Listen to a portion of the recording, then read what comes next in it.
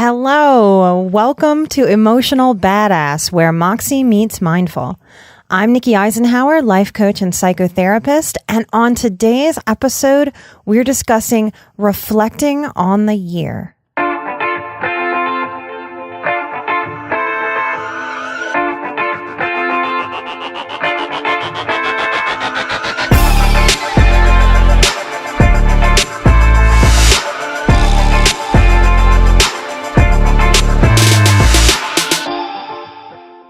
Once Thanksgiving comes each November, it gets me into the reflecting zone.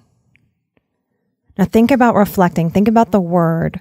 Reflecting is a reflection, as if we're looking into a mirror or if we're gazing into a still pond. Reflecting is not hyper-vigilantly reviewing and picking apart and lamenting and looking at our missteps and our misspeaks and being hypercritical. There's a softness to reflecting. Now, the older I get, time seems to get a little wilder, a little crazier. I don't know if that's your experience of time, but time feels so short, like things go by in a blink. And then at the same time, being in the moment of something difficult, man, a couple minutes can feel like an eternity. So time plays these funny kinds of tricks on us, feeling long and short at the same time.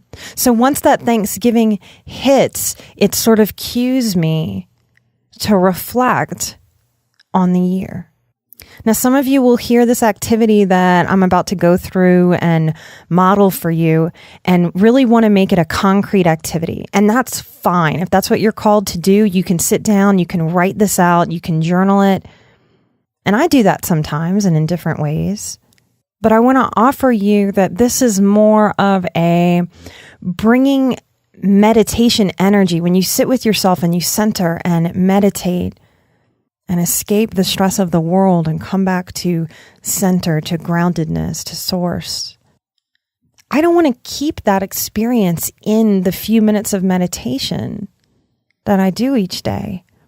I want to bring that meditation energy, that mindfulness, that centeredness into how I live.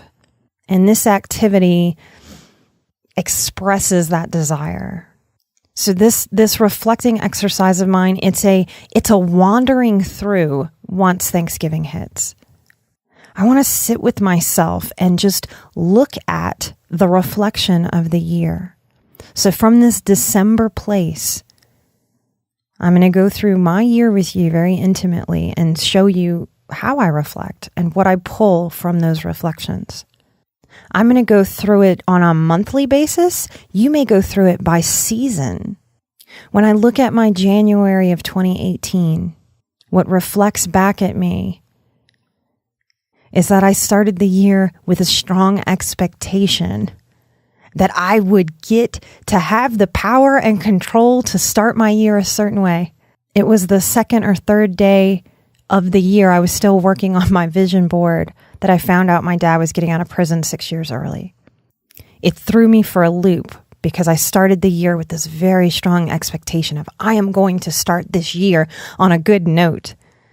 So when I look at that, what it guides me into for this 2019 that's coming is to meet myself in the energy of letting go of an expectation, of showing up for my best start to the new year, but only to the point of what's in my power, what's in my capability, and to start this year with a real allowing of whatever happens, to allow myself to flow with it. Another thing I get from this January reflection was that I was supported by my support system strongly, that I have created and cultivated a chosen family that sees me, that understands me, that allows me to show up for them as much as they show up for me. That's a powerful beauty and a love and a soul care and a self-support that I get to have embedded deeply in my heart. And that's so often the truth of what comes from just an awful, shitty experience. I'm also relieved from that reflection. I never have to go through that experience again of what it will be to have him released from prison.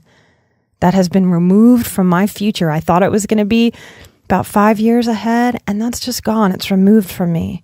And I choose to process that as a relief. As I move through my year and reflect, I had to move again. Going through February, I found out. And as I moved through spring, doing the fight to try to keep him in prison, he got out of prison. And I was rattled. I was scared. I was in my fight. I fought those Louisiana officials. And I'm proud of my strength in my fight. I think in spiritual work, in healing, in healthcare, in hippy-dippy energy work, I think often what we see modeled for us is this very even keel, grounded, almost this impression of I never get angry, that people never lose their cool, never lose their shit. And I think it's important that we honor that part of humanity, that we're animals, that we get angry, that we fight, that we need that part, that's not a bad part, that's not a shamed part. I used to carry around a lot of shame about the warrior in me. That's such a gift from my yoga practice to teach me and remind me. And it's not a teaching that I learned one time like the alphabet when we were young and then we remember forever. It's a teaching that I have to keep allowing to come in to teach me, to hold me, that I don't have to be ashamed of my strength, that in advocating in this messy world and this messy humanity, it's not this even keel, straight line. Don't get too upset. Don't get too sad. Be neutral. We are feeling expressive beings. And I am grateful to have that reflected back at me and to feel a greater sense of peace in allowing my shadow self to exist, and that I can honor that shadow part of me as much as I can honor the light, the goodness, the positivity, and the love that flows through me and from me. As I go through the months in my mind, not each one dings something for me, as you can hear. I had an anniversary to the love of my life. And in that same month, we produced this show the week we were moving. We said, nope, we're not going to let this move. Push this show back again. We conceptualized Emotional Badass for 2 years. And my partner, my support, the producer of the show, that I could not do this without, said, no, we're doing this. Sit down, record. And in the chaos and the scatteredness of a new puppy and an impromptu move, we produced this healing work.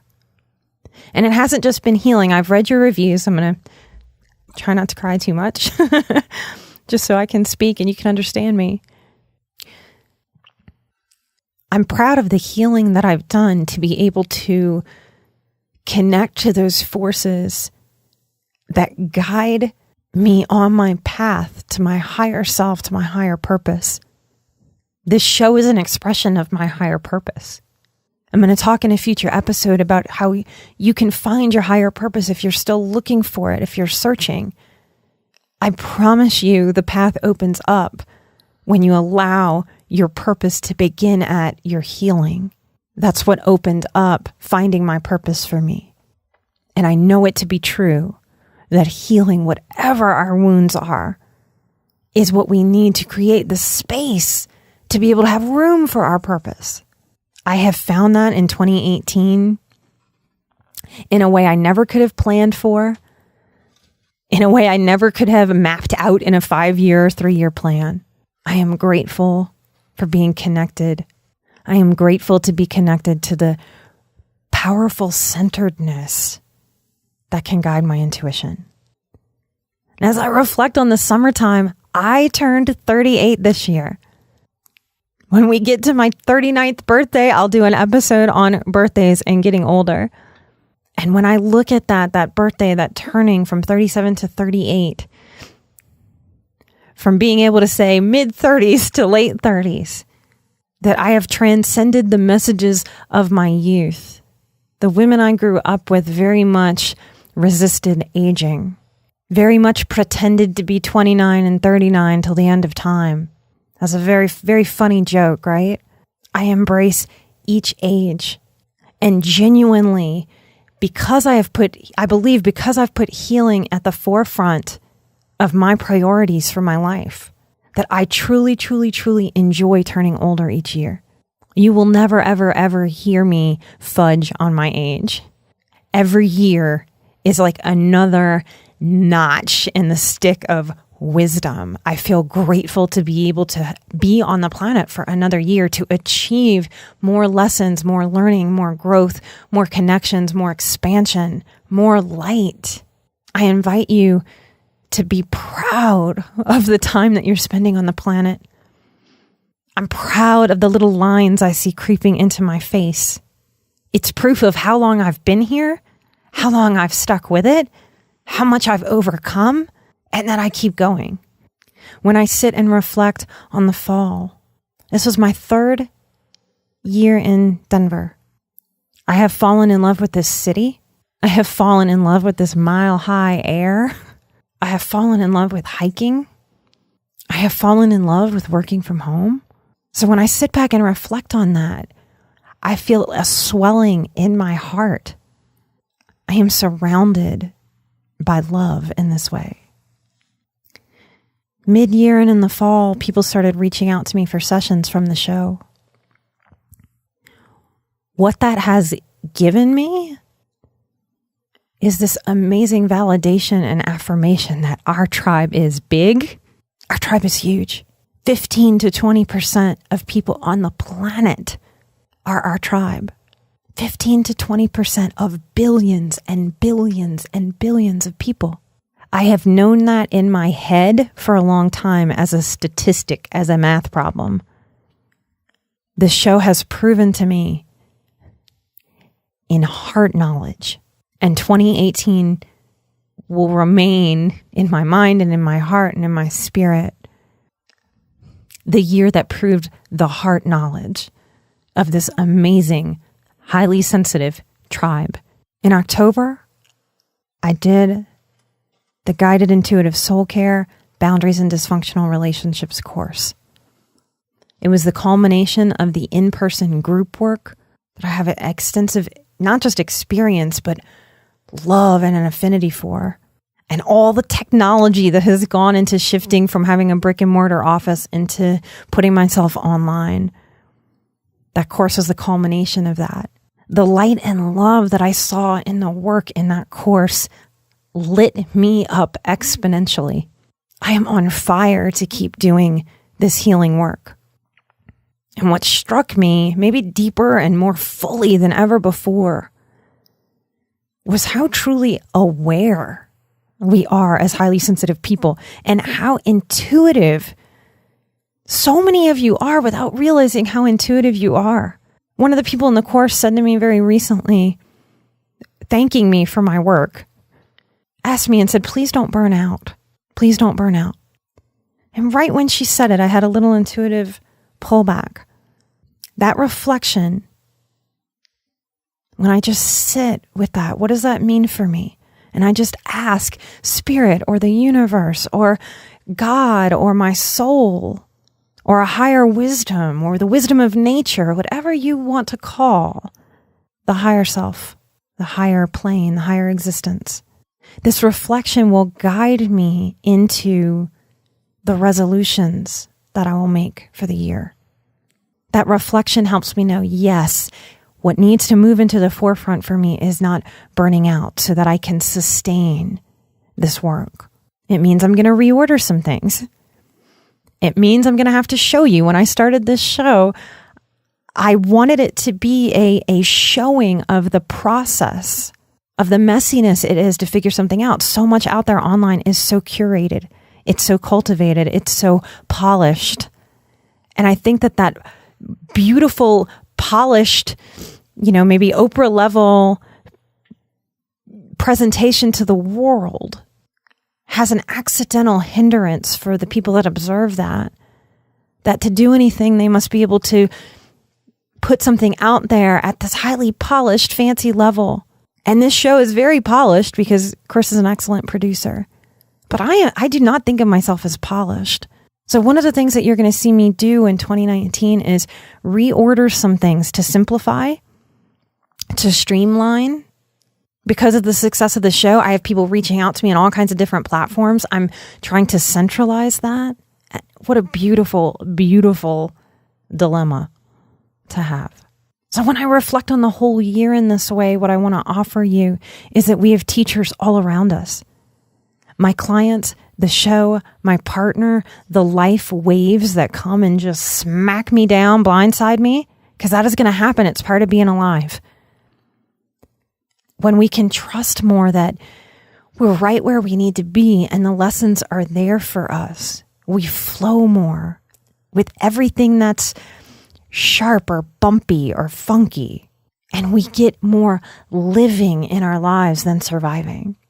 All of you who have been listening to the show and supporting the show, I mean it from the bottoms of my toes to the tips of my hair. Y'all are the emotional badasses, and I am so inspired and lit up. In a future show, we're going to talk about resolutions, how to set them, how to keep them, how to have them be reasonable and there to lift you up, not to shame you about your weight or to shame you about quitting smoking, and not to have a pattern of setting them and not keeping them, but to be able to step into the light for yourselves. I will share with you what my 2019 resolutions are and how I put them into practice. These reflections are what guide us into healthy, strong, doable, lift us up resolutions. So I hope by me sharing just a little bit of my process, and I don't just do that for the show. I let myself sit with that reflection from about Thanksgiving through the end of the year. That's an energy, that's a time, that's a mindful centering. If you want to turn this into a journal activity, sit and ask yourself the questions. What will best serve me as I look at this reflection? What wisdom is available to me as I look at what was difficult this year?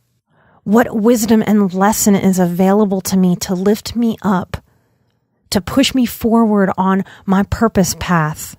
What joys were available to me this year? What wisdom is there for me in the joyous moments? Maybe I can hold on to that joy a little bit longer, a little more deeply, a little more fully. Maybe it's in realizing I deserve joy and joy is available to me. It's a beautiful, powerful question. What wisdom is available to me as I reflect? That reflection energy will offer you exactly what you need. Trust that you are your own best guide. You are your own best teacher. So many of us are looking for approval from being raised by a critical parent. So many of us from our highly sensitive, empathic selves are looking for permission in the world. I am offering you a kind of permission by sharing the permission that I give myself. I want you to know that your own permission is enough. Thank you so much for sitting with me today, for reflecting, for holding space for me and my story. And I hope it helps you hold space for you and your story on your journey. Time is long and time is short. I heard the most beautiful thing in a yoga class this week from Janelle at Samadhi Studios. And if you're highly sensitive and you're in Denver, we have a lot of yoga, a lot of awesome yoga to choose from in Denver. If you're highly sensitive, I very much recommend Samadhi Studios. Janelle said while she was teaching, take your time with this pose. And then she stopped and corrected herself. She said, no, don't take your time. Be with your time. It inspired me to do this show on reflecting. Janelle, thank you for being a teacher in my life that holds such beautiful, loving space. Thank you, listeners. If you would like to support the show, we would love your support. We need your support. You are my marketing team. Y'all have shared this show in mind-blowing proportions. Please keep it up. That iTunes algorithm is a funky little beast. We have to keep feeding it with reviews to keep it up in the ratings to show more people. So if you haven't given the show a 5-star review and you're getting something positive for yourself out of the show, please get on, go through the kind of pain in the assness that it is to figure out how to give the review on iTunes, and that will help the show so much. If you are in abundance and you would like to support the show from your pockets to help us with equipment, the costs of the show, the tech, the snafus that come up, the time and energy that it takes, thank you. You can do that at patreon.com/emotionalbadass. I think right now we have 7 or 8 exclusive episodes that are only released there for you. We have some other offerings. Come check out what we're doing there. We're streamlining so that I can do even more on Patreon and centralize people there. So if you're interested in following my stuff, that's where I'm directing everyone. You can be on Patreon without giving a donation. So I'm going to try to send to everyone there, and you don't have to give a donation. And if you are struggling with money, if you are struggling, this show is for you. Sometimes the people with the least try to give the most. I want to offer that if you're struggling to take care of yourself, do not support the show in dollars. Support it from your light and from your heart. And know that that's not just enough. That's plenty. And I'm super grateful. Thank you so much for reflecting with me. Thank you for being with me on this journey. I feel your love. I feel your support. You don't have to preface contacts with me with letting me know that you're not a stalker. I understand. I get it. I'm sending love and light out to you. Thank you so much, and I'll see you next time. Until then, I'm Nikki Eisenhower, and this is Emotional Badass.